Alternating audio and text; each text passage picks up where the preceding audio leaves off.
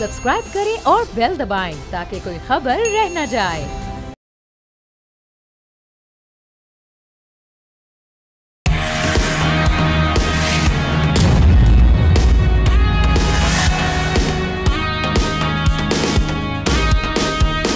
जी नाज़रीन अस्सलाम वालेकुम, मैं हूँ एहतिशामुल हक। 2025 मेरा ख्याल है चंद घंटे रह गए हैं, 2026 आने वाला है।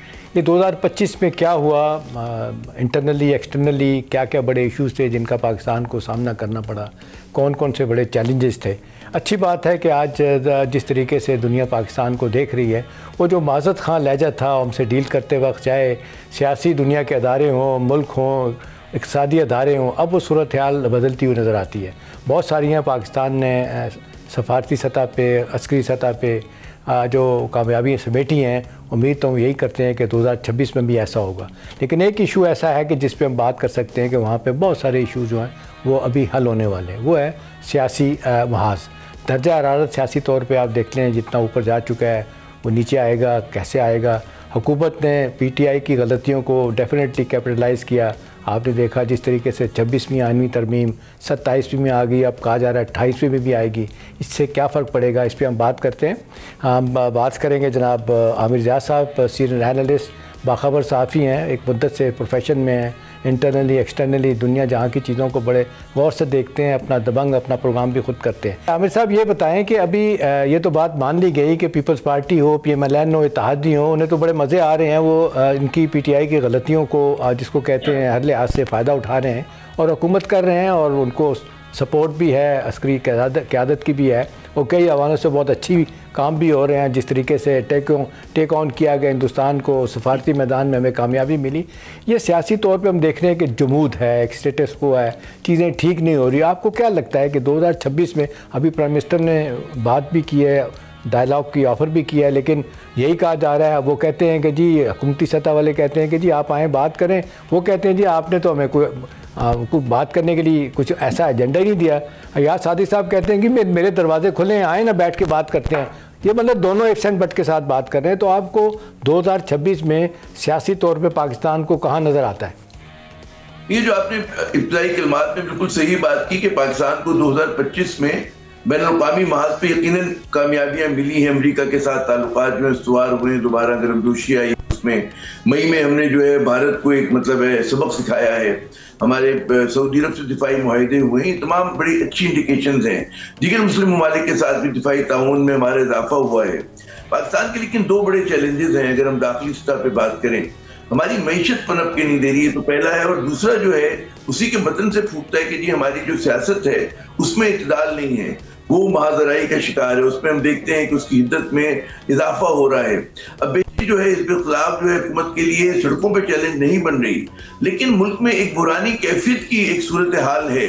और अगर हमें अपने वो जो कहते हैं ना खारजा महाज पे जो हमने कामयाबियां हासिल की उसके समरात को समेटना है, और हमें मईशत को अपनी जो है दोबारा से बहाल करना है मजबूत बुनियादों पे, उसकी पहली शर्त शाम साहब हम मुझसे बेहतर जानते हैं कि सियासत में इत्तेदाल और इस्तेकाम जरूरी है, और उसके लिए आपको जो अपने अंदरूनी तज़ादात है उनको दूर करना जरूरी है। तो मैं कहता हूँ कि हमारे यहाँ दो किस्म की हिज़्ब इख्तिलाफ है। एक हिज़्ब इख्तिलाफ सिस्टम के अंदर है, जिसकी नुमाइंदगी तहरीक इंसाफ कर रही है, तहरीक तहफ़्फ़ुज़ आईन पाकिस्तान कर रही है, मौलाना फजल रहमान जमात इस्लामी कर रहे हैं। और एक हिज़्ब इख्तिलाफ हमारी वो है कि जो सिस्टम से बाहर है, वो दहशतगर्द गिरोह हैं, वो भी क्योंकि सिस्टम से खिलाफ कर रहे हैं तो उसको हिज़्ब इख्तिलाफ ही कह रहा हूँ। उसमें आपकी TTP आ जाती है, उसमें बलूचिस्तान में लड़ने वाले जो दहशत पसंद ग्रुप हैं वो आ जाते हैं। तो ये दोनों हैं। अब आपको अगर उस मार्ग पे भी कामयाबी करनी तो आपको जो सियासी जो मेन स्ट्रीम अपनी पॉलिटिकल पार्टीज हैं उनके साथ अपना रिलेशन को बेहतर करना है। मैं नहीं देखता कि 2026 में जो है वज़ीर आज़म ने यकीनन गुफ्तगू की पेशकश की है, लेकिन ये गुफ्तगू की पेशकश सिर्फ हवा में है। उसके साथ जो माहौल बनाना है शाम साहब, वो हमें हुकूमत बनाती हुई नजर नहीं आ रही है, क्योंकि ताकत और चले आमिर साहब, ये बड़ा आपका अहम नुक्ता है कि हुकूमत का फ़र्ज़ बनता है, ड्यूटी हुकूमत की है कि माहौल बनाए। लेकिन आमिर साहब जो PTI के पार्ट पे, PTI के अंदर आप देख लें आवाज़ें उठती हैं, इख्तलाफात हैं कि भाई ये जो रवैया है को आपने कि जी हर बात में आपने लड़ाई करनी है, आपने किसी बात पे सुलह की तरफ नहीं आना, और सिर्फ एक 1 पॉइंट एजेंडा अल्टीमेटली यही है कि बानी PTI को रहा करवाना है। ये अंदर जो इख्तलाफात हैं, वो जो कहते हैं ये रवैया है, वो कहते हैं ठीक नहीं है। इवन सलमान अकरम राजा भी तंग आके कहते हैं कि जब उनको कहा गया कि जी आप कुछ नहीं कर रहे, तो उन्होंने कहा आप क्या चाहते हैं कि मैं घोड़े पे सवार होकर तलवार लहराता हुआ मैं जाके अपना अडयाला जेल का दरवाज़ा तोड़ दूँ? तो ये नहीं होगा। इनकलाब के लिए 10-15 हज़ार नहीं 10 लाख लोगों की ज़रूरत होगी। तो मेरा सवाल आमिर साहब आपसे है, सियासत को बहुत अच्छी तरह जानते हैं आप, पीटीआई के पार्ट पे कहाँ गलतियाँ हैं, कहाँ पे आप देख लें अंदरूनी इख्तलाफात हैं? सब कुछ कर लिया, एहतजाज करके देख लिया, 26 नवंबर भी गुजर गई, अभी आपने देखना बड़ा जलसा हुआ, ना रैली हुई, ना पंजाब को वो जिस तरीके से खड़ा करना चाहते थे वो भी नहीं लोग सामने आ रहे। तो वहाँ उनको अपने रवैये में कैसे तब्दीली लानी होगी? ये पहले एक तो हमें क्लियर होना चाहिए, और मेरे ख्याल में तहरीक इंसाफ के दोस्तों को भी इस बात में जहन साफ होना चाहिए कि वो कोई इनकलाबी पार्टी नहीं है।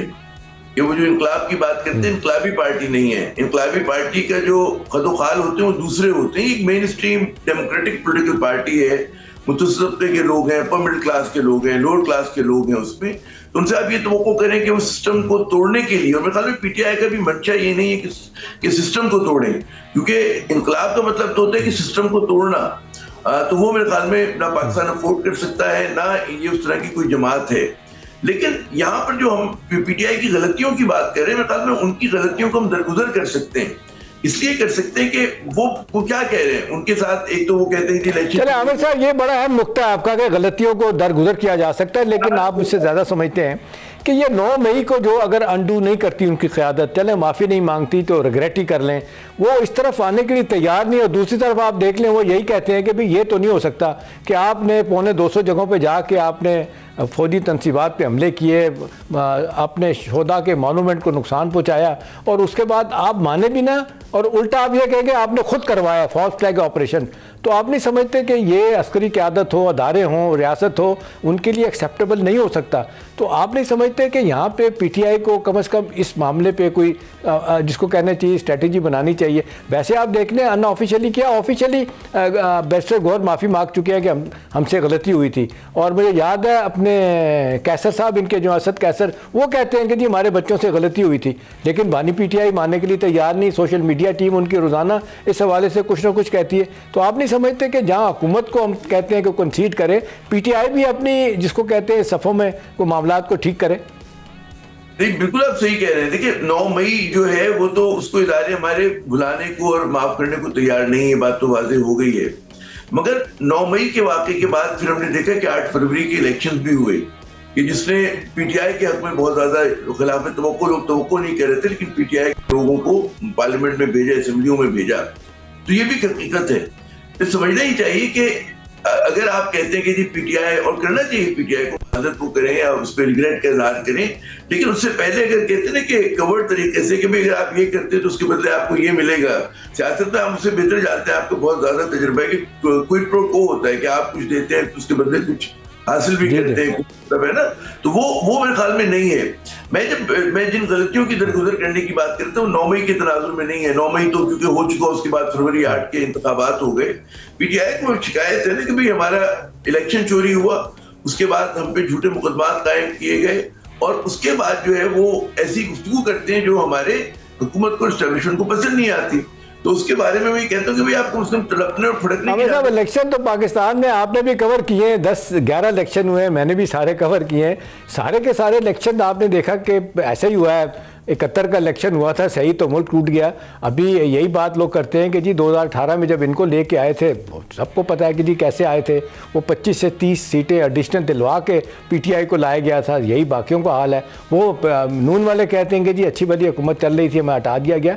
तो मेरा ख्याल है ये आर्गूमेंट तो आमिर साहब अब लोग भाई नहीं करेंगे कि जी इस मुल्क में इन्होंने जिसको कहते हैं पॉपुलरिटी हासिल की और इनको देना चाहिए इक़्तिदार। फिर लोग कहते हैं कि जी पावर पॉलिटिक्स कुछ और चीज़ है, पॉपुलर पॉलिटिक्स कुछ और चीज़ है। जी कोई भी नहीं कह रहा कि इक़्तिदार दें। अगर कोई डिमांड कर रहा है कि जिस मुल्क में फेयर एंड फ्री इलेक्शन होने चाहिए, तो वो मेरे ख्याल में पूरी कौम के हक में बेहतर है। क्योंकि इस मरतबा जो आखिरी इलेक्शन हुए थे उसमें धांधली का तनासुब मुबैना तौर पर, जो रिपोर्ट्स हमने पढ़ी, जो हमने देखा, वो पहले के मुकाबले में कहीं ज्यादा था। कि ठीक है आपने फरमाया कि 25-30 सीटें दिलवाई गई वल्लाह आलम, लेकिन अब इन पे तो इल्जाम है कि पीएमएल नून की 17 सीटें थी, 18 सीटें थी, उस पर माशाल्लाह हुकूमत बन गई इनकी। ठीक है ना, इनके जो सरकर्दा रहनुमा थे वो हार गए थे इलेक्शन, नवाज शरीफ साहब हों और उनके और जो दीगर करीबी हों। तो ऐसा हुआ है। तो अब बात ये होती है कि कहीं पे आपको तवाज़ुन लाना है। यकीनन पीटीआई को अपनी कारकर्दगी के ऊपर, अपने पॉलिटिकल स्टांस पे नजरसानी की जरूरत है। ये तो एक सेल्फ क्रिटिसिज्म तो बहुत जरूरी होता है सियासत में।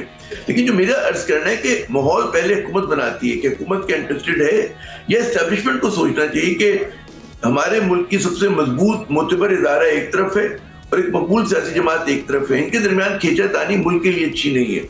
इनके दरमियान एक कहते हैं ना किसी लेवल के ऊपर समझौता होना चाहिए, क्योंकि अगर आप ये तस्वुर करें, कोई भी नहीं चाहेगा कि खाकुम बदहन हमारे इदारों को नुकसान पहुंचे। उसी तरह अगर एक मकबूल फोर्स को आप कुचल देते हैं तो उसका भी इम्पैक्ट मुल्क के लिए अच्छा नहीं आएगा। तो हम जैसे जो लोग हैं कहते हैं कि तवाज़ुन लेकर आए, कोई बीच की राह निकाले। आमिर साहब, आई एम सॉरी, वक्त खत्म हो रहा है। आपने दोनों साइड का नुक्ता नज़र बड़े खूबसूरत तरीके से पेश किया और मंजरनामा 2026 का क्या हो सकता है सियासी तौर पे आपने सरासर इस पर बात की। बहुत शुक्रिया आपका। जी नाज़रीन, आगे बढ़ते हैं और बात करते हैं इस वक्त अफ़गानिस्तान में जो सूरत हाल है। एक तरफ तो दहशतगर्दी के उन पर जो इल्ज़ामात लग रहे हैं, इल्ज़ामात क्या सच साबित हो रहे हैं, सारी दुनिया रिएक्ट कर रही है और हमसाये ममालिक शिकायत कर रहे हैं। China, Russia, central Asia, Pakistan और ईरान, अमेरिका कह रहा है कि अपनी सरजमीन को मत इस्तेमाल करो दहशतगर्दी के। वो तो एक अपनी जगह पे है। एक और एलिमेंट जो बड़ी तेज़ी के साथ पूरी दुनिया उस पर देख रही है, अब UN की सिक्योरिटी काउंसिल की एक कमेटी है, उसने बात की है। वो जो नाज़रीन अवाम ख़वातीन हैं उनके साथ जो जुल्म ज़्यादती हो रही है, पढ़ना लिखना उनका बंद कर दिया गया, बाहर जाना बंद कर दिया गया। अगर कोई छुप के बाहर जाना चाहता है तो उस वक्त अगर वो निकल गया तो निकल गया, पकड़ा गया खातून तो उसके साथ जुल्म ज़्यादती होती। तो सवाल ये है कि मामला कहीं जाकर रुकेगा या एक नया फ्रंट अफ़गान तालिबान के ख़िलाफ़ ये खुल गया है जिसका दुनिया भरपूर नोटिस ले रही है, जो औरतों के साथ ज़्यादती हो रही है। इस पर हम बात करेंगे। हमारे साथ शराजी मौजूद हैं जो अफ़गान अमूर के माहिर हैं और बड़ी गहरी नज़र है इन मामलों पे उनकी। जी आयशा, ये अब गार्डियन की भी एक स्टोरी आ गई, यूनाइटेड नेशन की सिक्योरिटी काउंसिल ने इस पर बात की है कि ये ख़वातीन के जो हकूक़ पामाल हो रहे हैं, ह्यूमन राइट्स पामाल हो रहे हैं। और पहली दफ़ा इतने ज़्यादा इस पर आर्टिकल भी पिछले दिनों 2-3 बड़े लिखे गए। आपने देखा न्यूयॉर्क टाइम ने भी इस पर लिखा, वाशिंगटन पोस्ट भी और कुछ और अखबारात में भी ये लिखा गया कि जी वहाँ पर जो रजीम है वो तो ख़वातीन का जीना दूभर कर दिया उनका। चलें पर्दा तो ये तो सब कुछ आप कराएं, जो मर्ज़ी नकाब ढाकें, आपका अपना मामला है। लेकिन ये कि जी औरतों को तालीम नहीं देनी, घर से बाहर नहीं निकलने देना, उनको जॉब नहीं करने देना, आपको क्या लगता है कि ये क्या अंदरूनी तौर पे तालिबान के ख़िलाफ़ कोई रिएक्शन आएगा?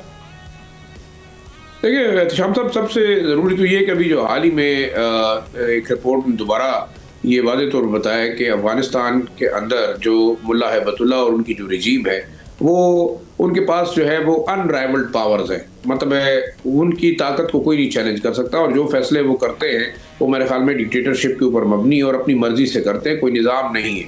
जैसा कि ये बता रहे हैं कि शायद कोई शरई निज़ाम है, नहीं, बल्कि मुल्ला हैबतुल्लाह और उनका जो ग्रुप है उसकी बात हरफ आखिर है। साथ साथ अगर हम ये देखें, इस वक्त यूनाइटेड नेशन सिक्योरिटी काउंसिल हो या दूसरी ऐसी UN बॉडीज़, उन्होंने अपने कंसर्न का इजहार किया है कि भाई ह्यूमन राइट्स नहीं है, वुमेन राइट्स नहीं है, ख़वातीन और बच्चियों के तो तालीमी इदारे बंद है। कहा यह जा रहा है कि एक नई पॉलिसी बनाई जा रही है, जब वो बन जाएगी तो उसके बाद हम सोचेंगे कि ख़वातीन किस तरीके से तालीम हासिल करेंगी। लेकिन इसमें डबल स्टैंडर्ड आप देखें, बड़ी आपको मैं एक डेवलपमेंट बताऊं कि ज़ल्मे खलीलजाद साहब 28 दिसंबर को फिर अफगानिस्तान पहुंचे हुए थे और वो बकौल उनके ट्वीट के मैं यहाँ पे गैर सगाली के जो है ना वो जज्बात के साथ आया हूँ, ताल्लुकात को बेहतरी के लिए बनाने के लिए आया हूँ। लेकिन हैरानकुन बात यह है कि ज़ल्मे खलीलजाद साहब के की आमद को भी जो है बहुत सारे अफगान लीडर्स और मुख्तलिफ जो ममालिक है उन्होंने बड़े अजीब अंदाज में जो है उसके ऊपर एतराज़ किया है कि आया वो अमरीकी हुकूमत के नुमाइंदे या उनके कोई अहदेदार है, बिल्कुल भी नहीं। लेकिन इस वक्त उनका रोल बड़ा कोवर्ट रोल है। और बड़ी खबर आपको दूँ, वो इस दफ़ा भी आए हैं और उन्होंने बाकायदा अमीर खान मुत्तकी से मुलाकात के बाद इस ख्वाहिश का इजहार किया है कि अमेरिका चाहता है कि या तो बागराम एयरबेस होने दिया जाए या इसके साथ साथ अगर ऐसा नहीं होता तो हमें कोई आप चाइनीज़ बॉर्डर के करीब और Russian border central Asian Republic के करीब कोई एयर स्ट्रिप जो है वो दे दी जाए। एक तो बात ये हुई। दूसरी जो है आप जैसे बात कर रहे थे कि एक तरफ तो ह्यूमन राइट्स नहीं है, ख़वातीन के राइट्स नहीं है, किसी भी इंसान के हुकूक नहीं है अफगानिस्तान के अंदर, और दूसरी तरफ अमेरिका जो है वो अपने खुसूसी LG को भिजवा कर जो है ताल्लुकात बेहतर बनाने की कोशिश करे। तो ये डबल स्टैंडर्ड वाज़ेह तौर से नज़र आ रहा है कि इनडायरेक्टली अमेरिका को भी जो है ना वो तालिबान को अमेरिका की आशीर्वाद हासिल है और जिस तरीके से आप जहाज भर भर के पैसे भिजवा रहे हैं, फिर ज़ल्मे खलीलजाद के साथ और ग्रुप आता है, वो बातचीत करता है। तो इस लिहाज से तो ज़ाहिर शाह आपको लगता है कि अमरीकी परेशान है कि कोई दूसरा 9/11 ना हो जाए? लेकिन मेरे ख्याल में 9/11 तो होगा ही, क्योंकि जिस तरीके से खुद यूनाइटेड नेशन सिक्योरिटी काउंसिल की रिपोर्ट कहती है कि 20 से ज़ायद दहशतगर्द तंजीमें ऑपरेशनल हैं, तमाम की तमाम के लोकेशंस मालूम है, उनकी लीडरशिप जो लीड कर रही है वो मालूम है, जो कैंप्स ट्रेनिंग के वो रन कर रहे हैं वो मालूम है, जहाँ से फाइनेंसिंग हो रही है उसकी पूरी ट्रेल बता दी गई है। और सबसे बड़ा फाइनेंसर इस वक्त आप देखें, अगर $450 बिलियन पर मंथ जो है अमेरिका दे रहा है, तो इसका मतलब है कि खुद शायद अफगान तालिबान रजीम को इस्तेमाल किया जाए। और इसमें अगर आप देखें तो ओवरऑल ये तमाम दोनों जो ममालिक हैं वो इनडायरेक्टली अमेरिका की प्रॉक्सीज हैं। तो अब इस बात में तो कोई दूसरी राय नहीं है कि अफगानिस्तान के अंदर अब जितने भी मामला खराब हो रहे हैं उसमें अमेरिका बराह रास्त खुद शामिल है।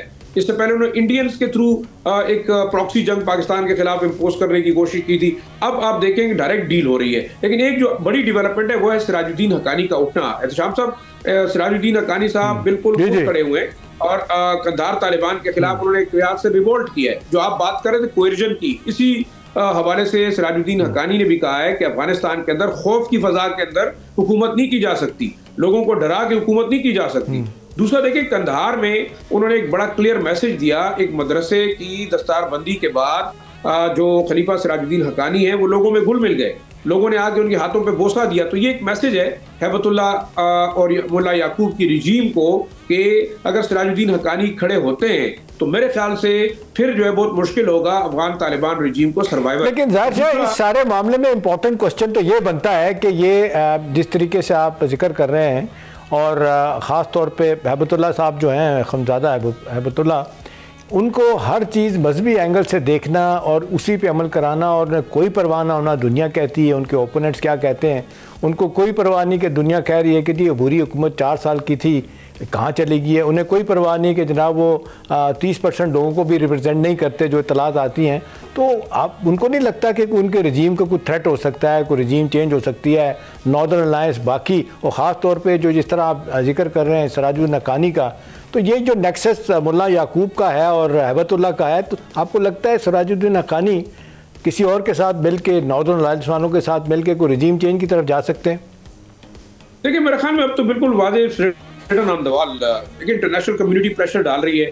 आपके रीजनल ममालिक हैं रशिया, चाइना, पाकिस्तान और सेंट्रल एशियन रिपब्लिक्स, उनके कंसर्न है। ताजिकिस्तान ने बड़ा क्लियरली कह दिया कि अगर उनके बॉर्डर पे अटैक हुआ तो वो रिस्पॉन्ड करेंगे। अब देखिए सबसे बड़ी जो इस वक्त ताकत है वो कौन है जो इनको सपोर्ट कर रही है। आज तक तो हम यही कहते रहे कि अफगान तालिबान शायद बड़े ताकतवर हैं, उनके पास बड़ा जो है ना वो शायद एक पावरफुल लॉबी है जो उनको सपोर्ट कर रही है। लेकिन अब आप देखें जिस तरीके से ज़ल्मे खलीलजाद छुप छुप कर यहाँ आते हैं, उनके मैसेजेस आते हैं, चीज़ें यहाँ पहुँचाते हैं, जिस तरीके से पैसा लाया जाता है, तो अब तो बिल्कुल वाज़ेह हो गई कि अमेरिका खुद इस तमाम प्रॉक्सी जंग के अंदर खुद इन्वॉल्व है। इसमें अब दूसरी राय नहीं, हमें इस बात पे जो है ना दूसरी राय नहीं होनी चाहिए कि अमेरिकन और उनके इत्तेहादी खुद चाहते हैं कि अफगान जो है अफगानिस्तान वोलेटाइल रहे। रीज़न वही है कि जब तक अफगानिस्तान को डिस्टेबलाइज नहीं करेंगे उनके आने का जवाब जो है वो बनेगा नहीं। और पाकिस्तान शायद इसलिए एहतियात से काम ले रहा है कि एक बार फिर अफगानिस्तान दोबारा जंग में न जाए, क्योंकि अगर वारिंग ग्रुप्स के दरमियान दोबारा खाना जंगी होती है तो उससे ज़्यादा से ज़्यादा नुकसान पाकिस्तान को होगा, रशिया को होगा, चाइना को होगा, सेंट्रल एशियन रिपब्लिक्स को होगा। इंडिया, मुसाद और इवन अमेरिका ये चाहता है कि यहाँ डिस्टेबलाइजेशन रहे, और यही वजह है कि वो यहाँ पे एक एक्सट्रीमिस्ट टायरेंट हुकूमत जो है ना कायम रखे हुए हैं ताकि जवाब पैदा किया जा सके किसी भी वक्त कि यहाँ पे जो है एक टायरेंट। आप बड़ी अच्छी बातें कर रहे हैं, sorry we are running short of time. आपने हमें खबर भी दी, तजिया भी दिया, बहुत शुक्रिया आपका। नाज़रीन, वक्त होता है एक छोटे से ब्रेक का।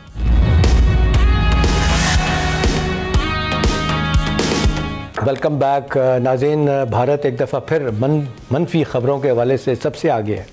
अभी देखें जिस तरह आपने देखा कि अक़लियतों पे, ख़ास तौर पे इन दिनों में जो ईसाइयों पे, क्रिश्चियन कम्युनिटी पे हमले किए गए, मारा गया, और ख़ास तौर पे आपने देखा कि जिस तरीके से उनकी ईद के मौके पे ये सब कुछ हुआ, मेरा ख्याल है सारी दुनिया इसका नोटिस ले रही है। नोटिस नहीं ले रही तो उसको नोटिस लेना चाहिए।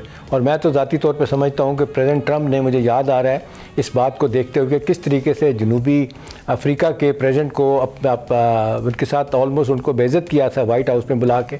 उसमें ये भी बात कही थी कि तुम्हारे मुल्क में क्रिश्चियन के ऊपर जुल्म और ज़्यादती हो रही है। तो मेरा ख्याल है प्रेसिडेंट ट्रंप को इस बात का नोटिस लेना चाहिए कि आज हिंदुस्तान में अक़लियतों के ख़िलाफ़ क्या हो रहा है। इस इशू पे बात करेंगे।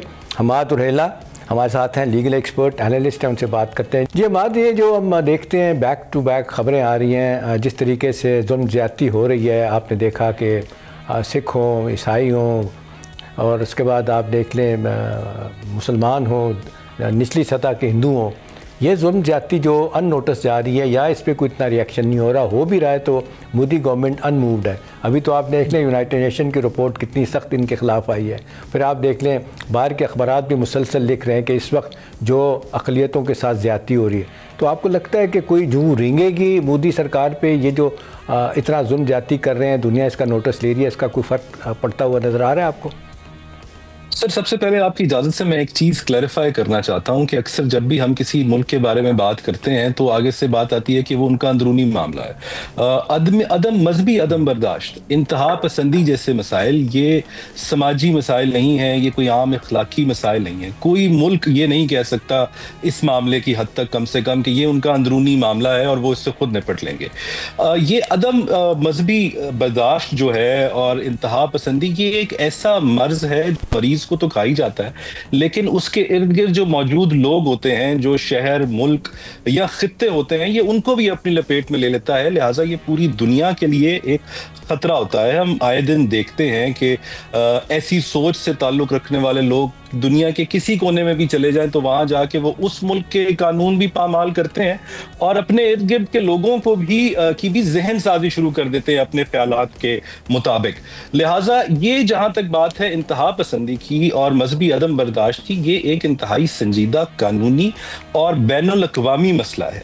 और इसके सिलसिले में ये देखने के लिए कि किस मुल्क में किस हद तक, किस माशरे में किस हद तक ये मर्ज पाया जाता है, इसका सिंपल सा लिटमस टेस्ट यही है कि अक़लियतों की सूरत हाल देख ली जाए कि वहां अक़लियतों को क्या हकूक मुयस्सर हैं, अगर कुछ मुयस्सर हैं या नहीं है। इसी तरफ पाकिस्तान ने तवज्जो दिलाई है, इसी असूल को सामने रखते हुए भारत की अक़लियतों की तरफ पाकिस्तान ने तवज्जो दिलाई है। कोई भी जो स्टेट होती है, इंटरनेशनल निज़ाम में कोई भी स्टेट होती है तो उसकी क्रेडिबिलिटी ह्यूमन राइट से जुड़ी होती है। तो ऐसा मुल्क, भारत जैसा मुल्क जो ह्यूमन राइट्स को आए दिन वायलेट कर रहा है, जहां पे डिस्क्रिशनरी एक्शंस हो रहे हैं, लॉज पास किए जा रहे हैं ऐसे, तो उसके बारे में हम ये कह सकते हैं कि वो क्रेडिबल भी नहीं है और वो अनस्टेबल भी हो जाता है, बहुत बहुत जल्दी देखने में आता है। तो इस सूरत में ये जो अदम मजहबी मसाइल का इशू है, इस सूरत में अगर हम एक तकाबली जायजा लें, एक इंटरनेशनल कंपैरिजन करें उन ममालिक के साथ जिनकी सफ़ों में खड़े होने का दावा भारत करता है, तो हम देखते हैं कि अगर वहां पर कोई ऐसा मजहबी तनाव की वजह से, कोई किसी बैकग्राउंड की वजह से, रेशियल बैकग्राउंड की वजह से कोई अगर हेट क्राइम हो भी जाता है तो वहां की हुकूमतें फौरन सामने आती हैं, वो एक्शन लेती दिखाई देती हैं। लेकिन अहमद, एक चीज पे कमेंट कीजिएगा अहमद, मेरा ख्याल है जो इस वक्त हिंदुस्तान बैकफुट पे है, हिंदुस्तान की हुकूमत थोड़ी सी है, वो इस बुनियाद पे है कि वहाँ पे उनकी सिविल सोसाइटी देख लें, समाजी हल्के देख लें, एनालिस्ट देख लें, वो जो बात कर रहे हैं वो कहते हैं कि सेकुलरिज्म जो एक बड़ा हाई पॉइंट था, हाल मार्क था उनकी फॉरेन पॉलिसी का, उनकी ओवरऑल गवर्नेंस का, उसका बेड़ा डूब गया है जब से ये मोदी सरकार आई है। तो आपको क्या लगता है कि ये जो दबाव ज़रूरी तौर पे पड़ रहा है कि जी ये जुल्म ज़्यादती करना और ये इंतहा पसंदी को लेके आगे जाना और अपने RSS के अहदाफ हासिल करने के लिए ना दुनिया का कोई कानून देखना, ना अपने मुल्क का कानून देखना, तो आपको लगता है कि कोई ये दबाव हिंदुस्तान की हुकूमत पे आएगा इंटरनली जो इस वक्त वहाँ पे हो रहा है सेकुलरिज्म को साथ दे के?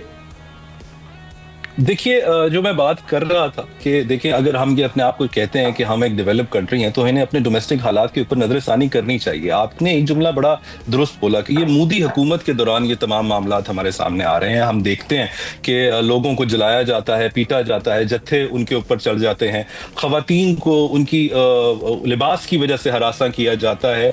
मोहम्मद इखलाक का केस समय याद है कि तमाम मसाइल मोदी गवर्नमेंट के आने के बाद सामने आए हैं। दिल्ली राइट्स केस 2000 2020 में गालबन हुआ था। फिर हमने देखा कि 2022 में मोदी हुकूमत बुलडोजर जस्टिस बांटने चल पड़ी, और अभी हम क्रिसमस के बारे में देख रहे हैं कि वहाँ पर उनकी भी इबादत गाहें, क्रिश्चियंस की इबादत गाहें भी महफूज नहीं है, उनके घर भी, उनके खुशियाँ भी महफूज नहीं है। जबकि इसके बरक्स आपने देखा कि हमारे मुल्क की जो शख्सियात थी, जो अहम शख्सियात थी, वो गिरजाघरों में जाकर अपने मसीही भाइयों के साथ, बहनों के साथ उनकी खुशियों में शरीक थी। तो इन तमाम चीज़ों को देख के जिस इंटरनेशनल प्रेशर का आप बात कर रहे हैं, एमनेस्टी इंटरनेशनल जैसे इदारे, ह्यूमन राइट्स वॉच जैसे इदारे इशारतन कई बार ये बात कह चुके हैं कि भारत के अंदर अब एक स्ट्रक्चर्ड लेवल पर डिस्क्रिमिनेशन पाई जाती है। पहले ये माजर के साथ अहमद आपने बड़ी खूबसूरत बात की है कि पाकिस्तान की आप देख लें हुकूमत वक्त, अभी देख लें क्रिसमस के मौके पे हमारे फील्ड मार्शल आसिम मुनीर साहब बाकायदा गिरजाघर में गए, उनके साथ सॉलिडारिटी का मुजाहरा किया, जिसको पूरी दुनिया ने रिपोर्ट किया और बड़ी अच्छी निगाह से देखा गया। मैं अगर एक सवाल आपसे और बात करूं कि ये इस वक्त जो हम देख रहे हैं कि ये हिंदुस्तान की अदालतें हैं, हमेशा कहा गया कि जी हिंदुस्तान की अदालतें आज़ाद हैं, उनका इलेक्शन कमीशन आज़ाद है, ये दो बातों पे हिंदुस्तान बड़ा फ़ख्र करता था। अब देखें कि हिंदुस्तान की हुकूमत ने अपनी मुल्क की अदालतों को भी प्रेशर और दबाव और जनाब उनको साथ हर बहाना इस्तेमाल करना, हर हरबा कि वो जो इस तरह के केसेस ख़वातीन के बारे में, अक़लियतों के बारे में जो केसेस अदालतों में जाते हैं, वहाँ पे दबाव डाल के वो केसेस ख़त्म करवा देते हैं या उनको दाखिल दफ्तर करवा देते हैं उन केसेस को। आप इस इशू को कैसे देखते हैं? मैं इस इशू के बारे में ही बात करने लगा था कि देखिए, पहले जो मामलात थे वो हमें गली मोहल्ले के लेवल पे नजर आते हैं, अब कानून साजी के अंदर हमें ये डिस्क्रिमिनेशन नजर आती है और इदारे इस पे खामोश दिखाई दे रहे हैं। आप अदालत की बात कर रहे हैं, वहां की तरफ से भी कोई ऐसा पॉजिटिव स्टेप सामने नहीं आ रहा। ऐसे कानूनों की कवानीन की अगर मैं बात करूं तो सिटीजन अमेंडमेंट एक्ट 2019 में हमारे सामने आया था, जिसमें मुसलमानों को सिर्फ उनकी मजहब की बुनियाद के ऊपर सिटीजनशिप से रिलीफ से दूर रखा गया था। ये कानून इनके अपने आर्टिकल 14 की खिलाफ वर्जी करता है, और इस कानून को जब आप नेशनल रजिस्टर सर्टिफिकेट के साथ मिलाकर पढ़ते हैं तो आपको पता चलता है कि भारत अपने ही लोगों को स्टेटलेस करने के दर पे है। ये एक कानून अकेला नहीं, इसके अलावा UAPA के नाम से एक कानून सामने आया था जिसमें लोगों को हिरासत में रखा जाता था, लंबे लंबे रस्ते तक हिरासत में रखा जा रहा है और बगैर किसी जुडिशियल सुपरविजन के रखा जा रहा है। ये भी इनके अपने आर्टिकल के खिलाफ है, अपने आइन के आर्टिकल 21 के खिलाफ है। इनकी अपनी अदालतों के फैसले भी इस सिलसिले में मौजूद है। KA नजीब का फैसला मुझे याद आता है, जिसके अंदर बहुत क्लियरली कहा गया था कि शख्सी आज़ादी बहुत अहम सतून है, बड़ा फंडामेंटल राइट है और इसको कर्ब नहीं किया जा सकता। लेकिन फिर भी अक़लियतों का मुंह बंद करने के लिए, ऐसे लोगों को रोकने के लिए जो अपने लिए और अपने कौम के बाकी लोगों के लिए लॉफुल राइट्स के लिए आवाज उठाते हैं, हमने देखा कि इस कानून को सामने लेकर आया गया है और अपने ही आइन की धज्जियां उड़ाई गई हैं। सिर्फ एक आर्टिकल मुझे नजर आता है जिसको ये लोग बहुत मनोअन तस्लीम कर रहे हैं भारत के अंदर, वो आर्टिकल 48 है, जिसकी एक्सटेंशन में स्टेट लेवल के ऊपर गाय जिसको ये मुकद्दस मानते हैं उसकी तहफ़्फ़ुज़ के लिए कवानीन बनाए गए हैं। सिर्फ आर्टिकल 48 को सामने रख के मुझे लगता है कि और उसको भी इस तरीके से बनाया जाता है कि इंसानी जान को उससे ज्यादा कीमती समझा जाता है। और उस ऐसे कानून का, ऐसे स्टेट लेवल कवानीन का ये असर सामने आता है कि जब कोई जत्था जैसे मोहम्मद इखलाक के ऊपर चढ़ दौड़ा था तो उसके बाद उस जत्थे से पूछ गूछ नहीं की जाती, बकायदा उस विक्टिम से या उस विक्टिम के खानदान से एक चीज आखिरी कमेंट हमारे कीजिएगा कि वो आपको अवामी रिएक्शन होता दिखाई देता है। अब कहा जो जा रहा है कि जी वहाँ पे 7 सिस्टर स्टेट्स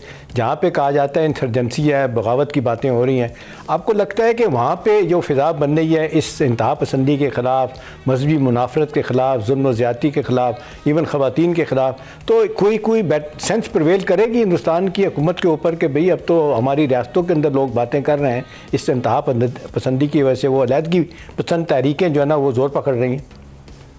जी बिल्कुल, आवाज़ें उठ रही हैं, कुछ सेंसिबल लोग हैं जो इस सिलसिले में बात करते हैं, कानूनदान हैं ऐसे बहुत सारे जिनको मैं बड़ा पर्सनली हमेशा रेगुलरली सुनता हूं। वो इस बारे में, अपने कवानीन के बारे में, अपनी अदालतों के फैसलों के बारे में, अपनी हुकूमत के ऊपर कई सवाल उठा रहे हैं और वो सवाल मैटर करते हैं। आहिस्ता आहिस्ता मोमेंटम बन जाता है जो कि इस वक्त बनता दिखाई दे रहा है। जी अहमद रोहिल्ला, बहुत शुक्रिया आपका, बड़े खूबसूरत तरीके से आपने सम अप किया इस वक्त हिंदुस्तान में जो अक़लियतों की हालत है, बहुत शुक्रिया आपका। जी नाज़रीन, जाते जाते बात कर लें जो साल 2025 ख़त्म होता आज रात को, वो कैसा रहा और 2026 में क्या कुछ होने जा रहा है नेशनल सतह पे, इंटरनेशनल सतह पे।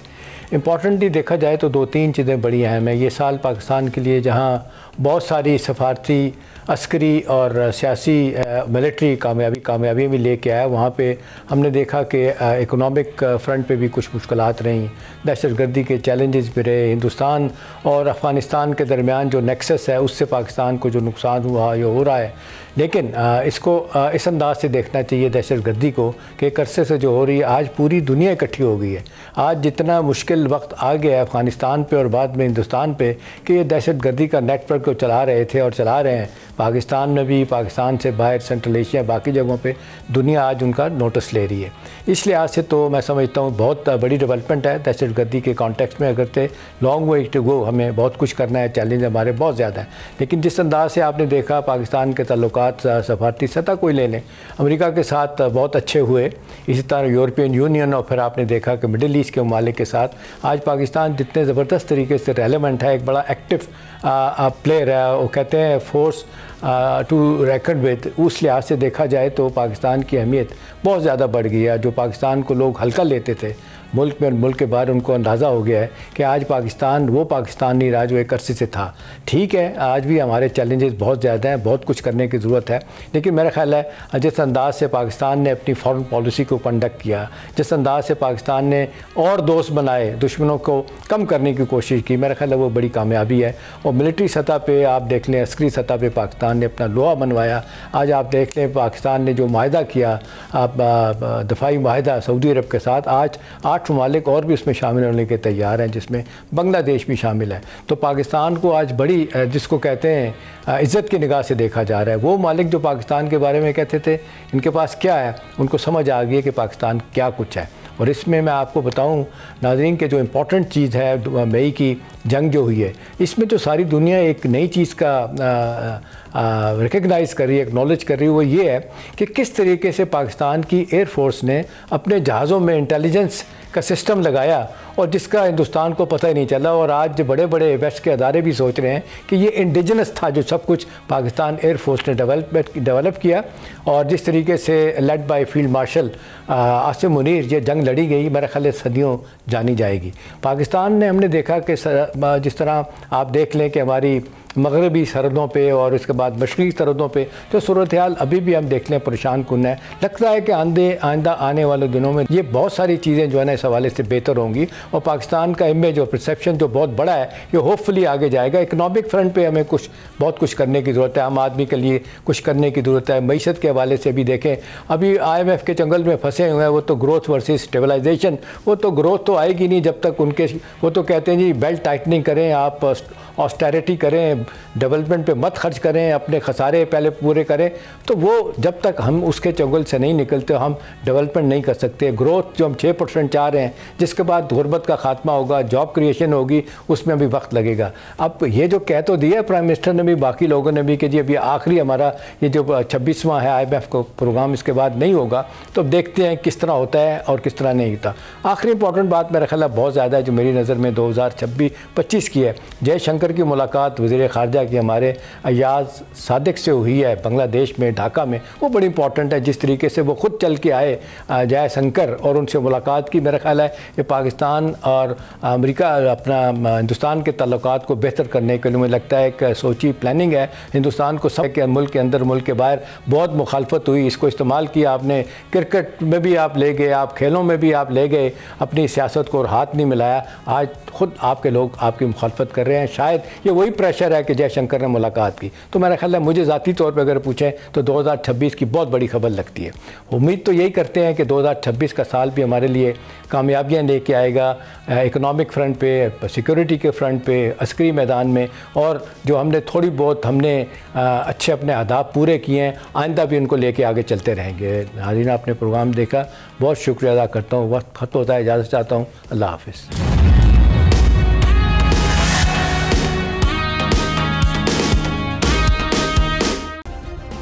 सब्सक्राइब करें और बेल दबाएं ताकि कोई खबर रह न जाए।